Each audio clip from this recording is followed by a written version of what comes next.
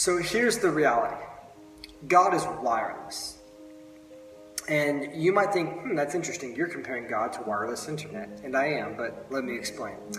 In the book of Daniel, it's kind of an interesting time because Daniel takes place in a time of Israel's history called the exile.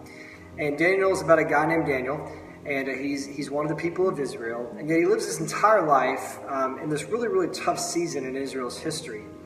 And yet what we see in the book of Daniel is that God does a lot of really, really good things in his life. And God shows up really, really powerfully, even though the majority of the nation of Israel thought that God had left them and abandoned them and that things were just really not going well. And what we see in the life of Daniel is that even though, of course, he wants Israel to be doing well, he doesn't want them to be conquered by the Babylonians or the Assyrians.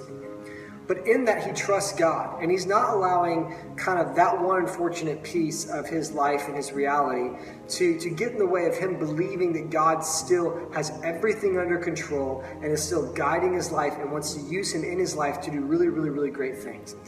And what we come to find in the book of Daniel is that God is wireless. And what that means is, like, in the period of exile, God is still doing a great work in Israel's history. He still has everything under control. He's still going to redeem the world like he says he was.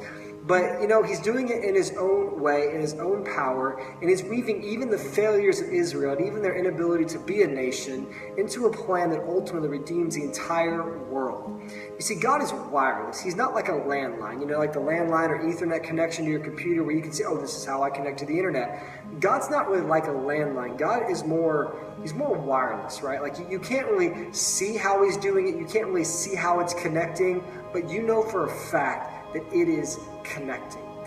The wireless internet is like probably one of the greatest inventions in the history of humanity, right? And you can't even see it. How crazy. You can't see it, hear it, smell it, touch it. I mean, it's just there, and all you can do is connect to it. And in a certain way, God's kind of like that too. And the way that he weaves together our lives is kind of like that as well. And so maybe the problem is not that God is not moving in your life, but maybe he's just moving in a way that's far beyond how you could ever comprehend.